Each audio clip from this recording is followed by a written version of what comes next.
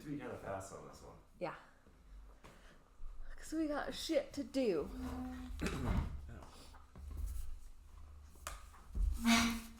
Oh, we're looking real close together. Wait, I think you need to scoot a little. I can't scoot any further because of the thing. Oh, yeah. Are you ready?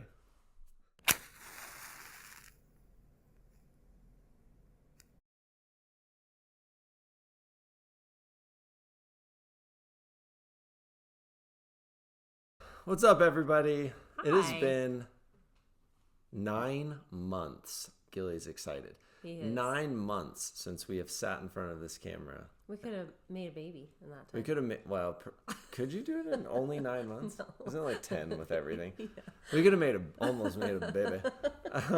We didn't make a baby. No. So unfortunately, neither of us will be like going, surprise! Anyway, it's been 9 months since we've done a matchbook and we miss doing it. And I think we're going to try to do it more often. Not every week because that's ridiculous. But we're back. And if you haven't known what this is, because there's a lot of new faces, this is a little thing where we talk to each other about things we thought was interesting or cool or unique or that entertained us in some capacity. And then you get to watch us talk about it because we're so good on camera. Also, if you are new here, we probably should move this. Oh. If you are new here, welcome. This is fun. There's a lot of stuff here. And you have the opportunity to join the paid community, which we desperately need you to do. Because it's the only way that any of this is sustainable. Because I pour a lot of hours into this. So, You do. join us. It's like 1 cup of nice coffee a month. A month. Yeah. Actually, I don't know. Probably less. Less. Yeah. Yeah. Yeah. It's like, yeah. So just do it. We're going to get going. Because Right. she has to volunteer at the food share today, and I to. have to do a lot of writing. I get to too. All right. Do you want to You go go first? first. No, you go first. No, you go first. Rock, paper, scissors. Do you do rock, paper, scissors, shoot? Yeah, and then winner goes first. Rock, paper, scissors, shoot. Oh, shit, I go I first. know. Okay. Okay. All right. My first one is the book that I'm currently reading, and I read at a snail's pace. So I'm not that far into it, so it could go downhill from here. Who knows? But right now, I'm loving it. It's called The Bog Queen by Anna North. It takes place in 2 very, very different times, which I kind of like because it's sometimes when it time jumps and they're sort of close, I get confused as to which time I'm in. But this one takes place, one story is in the present day in England. The other story is in like the Druid times in England. Ooh. So a long, long time ago. So it's very easy to tell what time you're in. Even for me when I fall asleep halfway through and can't remember what Halfway I'm through a doing. page. Yeah. Yeah. So I looked up the synopsis so I didn't spoil anything by talking about good it. idea. Okay. A body is found in a bog, and it's over 2,000 years old and has been perfectly preserved. Holy smokes. And a forensic anthropologist is called to investigate. So it talks her story. She's Agnes, and she's amazing. She is called to investigate. So her story is that, and then the Druid, we don't know yet Ooh. who she Okay. is, but Fun. it's really fun. I love it. The book I'm reading right now, time jumps too, but it jumps between like 2023 and all the way up to 2021. Oh. So it's really hard. Wait, 2023 and 2021? Yeah, so it only goes back like a year or two, yeah, and so no. you're constantly, it's I hard don't- to follow. No way. Okay. I would be lost. So you recommend it so far? So far, I love it. The Bog Queen. Yeah. Don't you look ahead. Oh, I wasn't. I was just looking at the Bog I Queen. mean, we've talked about all the things on my list That's already, fine. probably. So, because Okay. we're together all the time. We are, unless you're volunteering. Yeah. Okay. My number 1 is also a book, Oh. and it won't be a surprise. I decided to talk about this book that I'm reading. It's called The Wise Heart. It's by Jack Kornfield. I have read previously A Path with the Heart by Jack Kornfield, and I loved it. And the thing that I like about his books, he was a studied Buddhist monk. He is a white guy, but he studied as a Buddhist monk. And so he's also a psychologist. And so he has this really interesting way of blending Buddhism and Buddhist principles with Western psychology. Oh, cool. And the two help each other. If I'm honest, mostly it's Buddhism helping the other, but they help each other.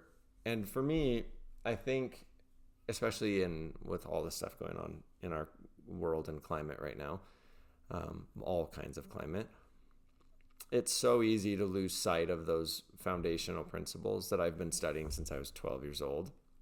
And so it's nice to revisit them and remind yourself why it was Buddhism that I chose and that chose me, and just put things back into my daily practice that I think would just not only make me a better person, but just make me feel better.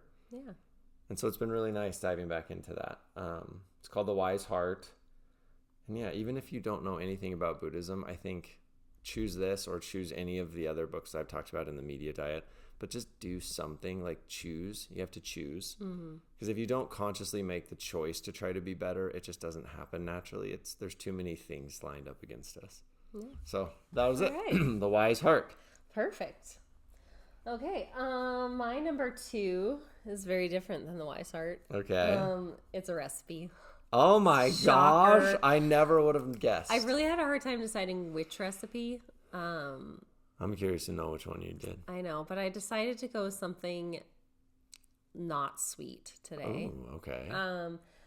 It's a soup that I made, and it was so freaking good and so comforting. It was the very best. And it is soup season. It is. I love soup season. Okay. You hate it. For us on the Northern Hemisphere. I'm the only person in our family, though, who likes soup. So I had to buy the little lady thing that I freeze them in. The silicone soup molds? Yes. I think I already talked about them You might have done. because they're amazing.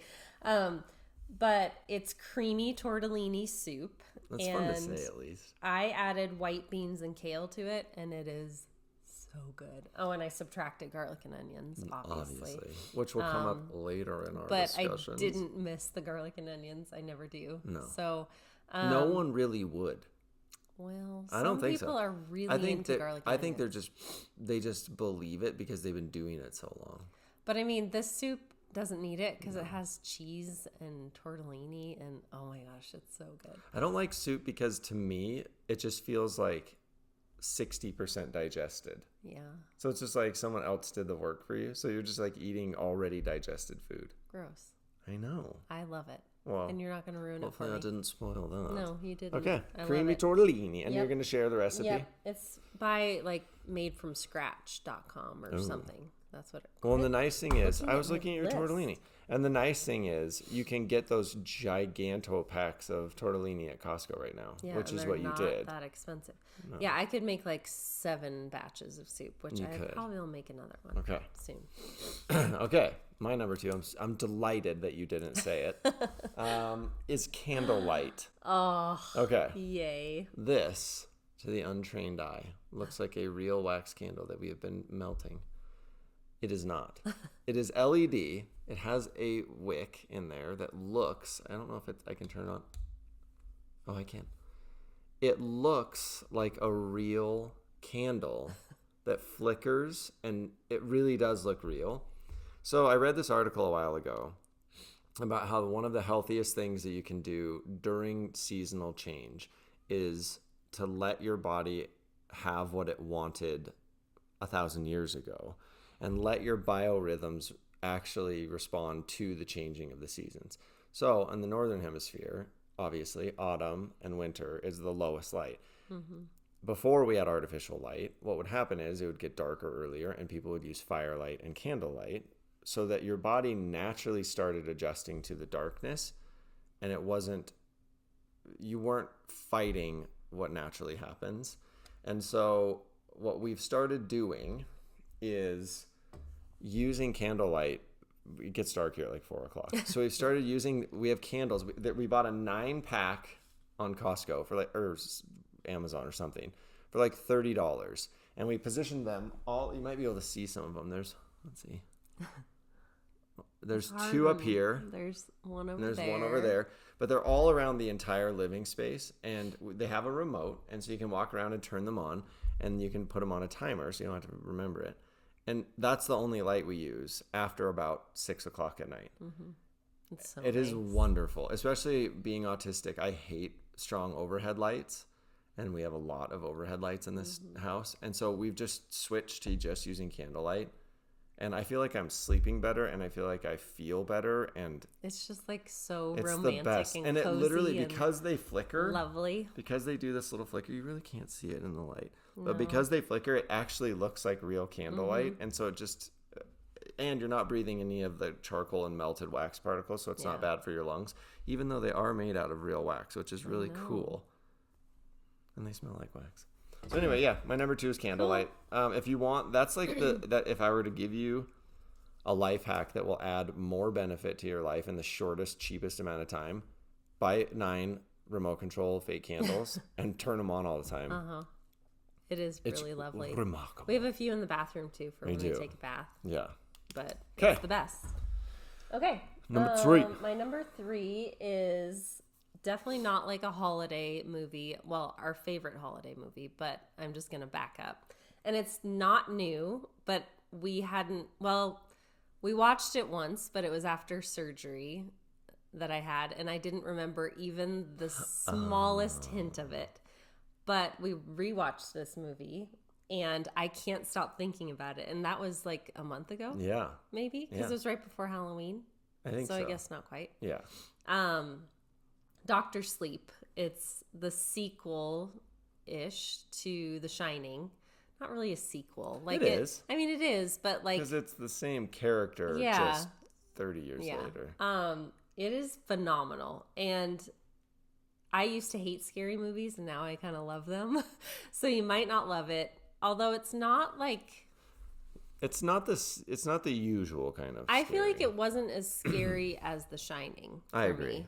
But also maybe because I watched The Shining when I was little, and but we just rewatched The Shining. yeah, and The Shining is still creepy. It is creepy. But Dr. Sleep is so good. It is so good. And what's her name? Rebecca Ferguson. Rebecca Ferguson is so she's amazing in it. And so she's is Ewan. Amazing in everything, but yeah.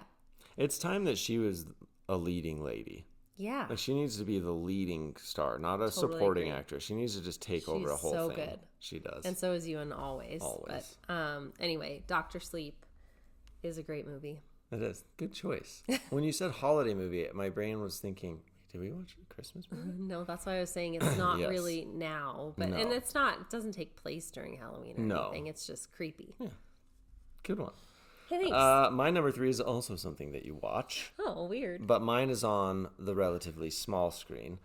I'm going to give credit where credit is due to Johnny Harris on YouTube. Yeah. Sarah and I like to watch something when we're eating breakfast or lunch that helps us learn things. So a lot of times we watch John Oliver, which is on HBO. And then the other thing we've been doing is watching these Johnny Harris videos on YouTube. When I say I'm giving credit where credit's due, I mean that. He's won an Emmy for a YouTube video, which is wild. That's so crazy. I believe it. I do too. He makes these documentary series. And you never know what it's going to be about week to week. Every time you log in each week, there's a different video about a completely different subject that you wouldn't have thought, I really want to watch a video about that. I mean, we're talking everything from Area 51 to why gold is important, to how the Mormon church made almost $300 billion, to UFOs, to wars that you've never heard about. I mean, everything you could imagine. And you don't know why you're learning it, and then you figure out why you're learning it, and you're glad that you're learning it. They're amazing. He's amazing. And I like how unbiased, really, they all are. Which is important. Yeah. I think that's important because... Yeah, he doesn't. There's no slant to it.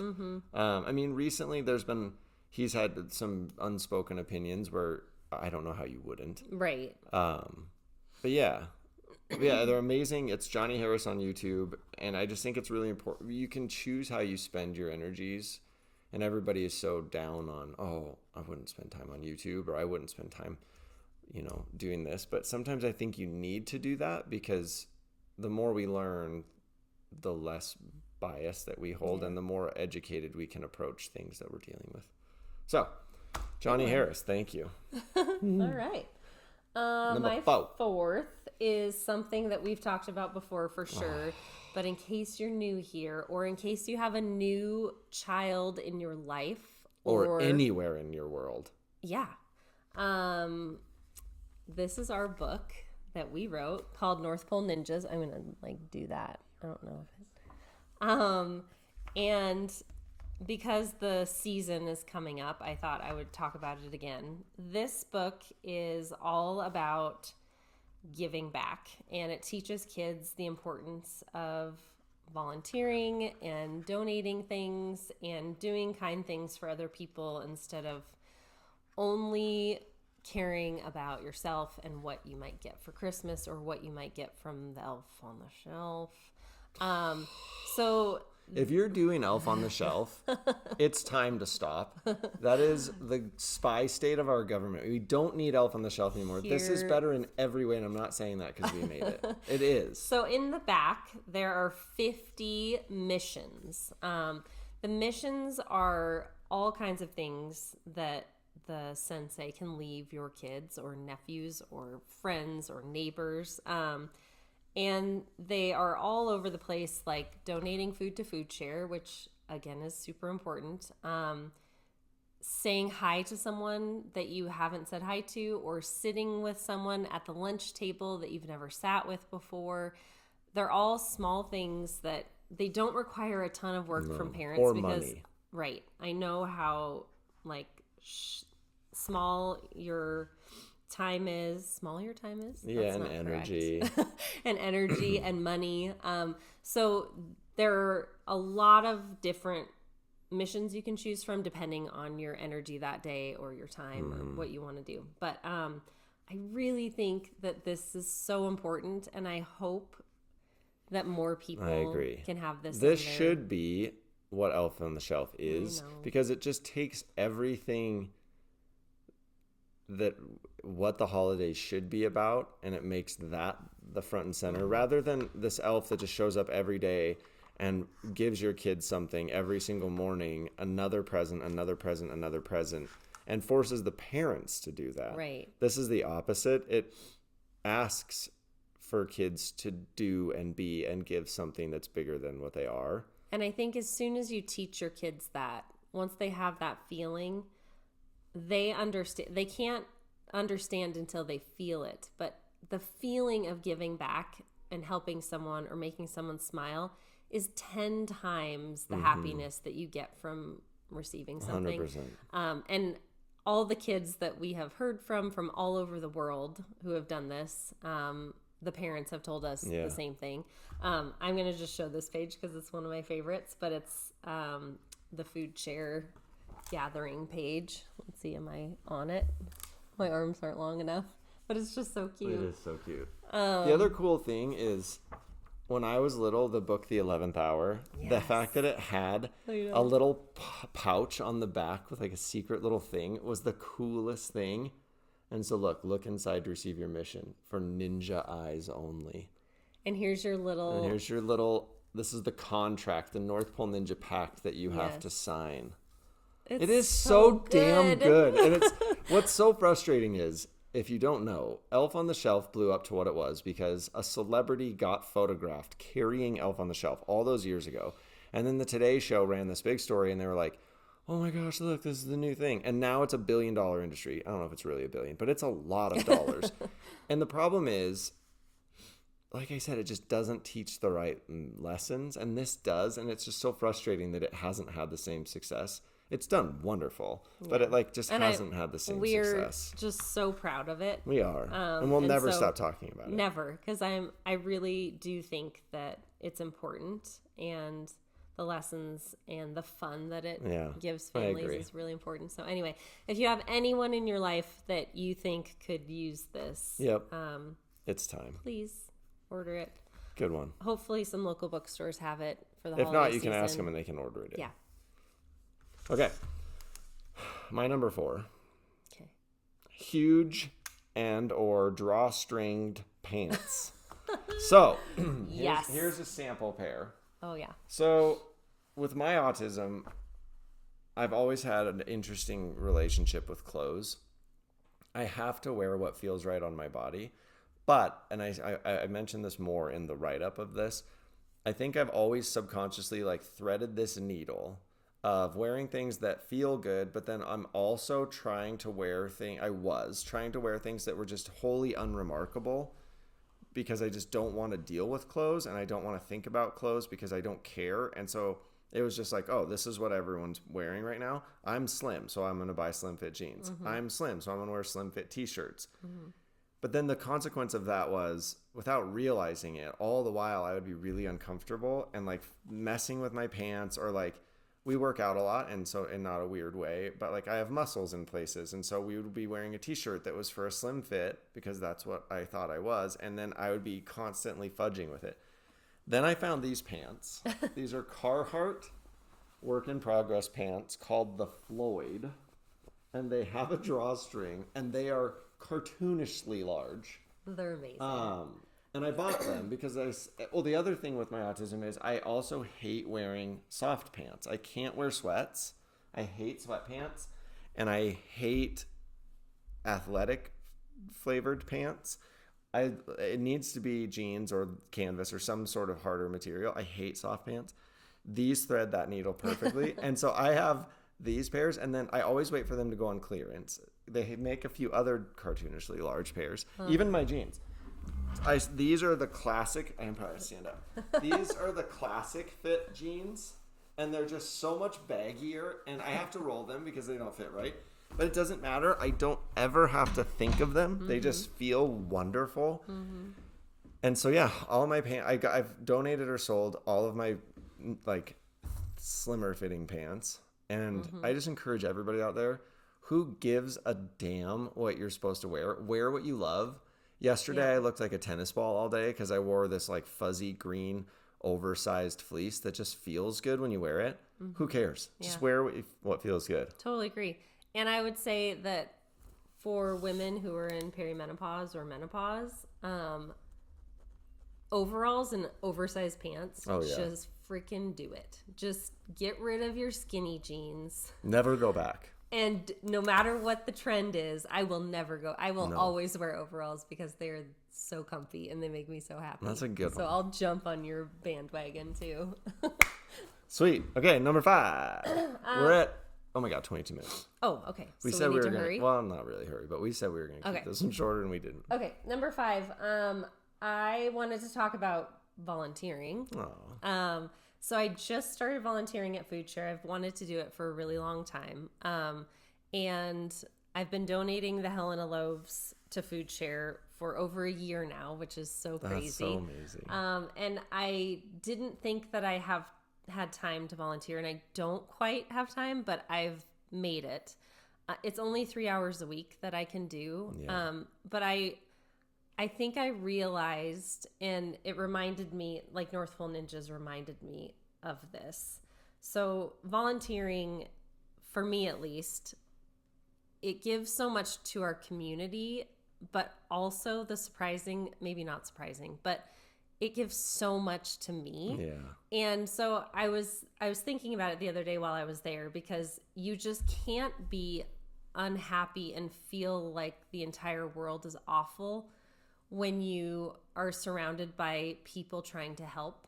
And so the reason I started was because I was feeling super overwhelmed with how dark and sad the world, especially our country is. And so that is what pushed me to finally decide, okay, I know I don't have time, but I'm just going to do this one little day a week.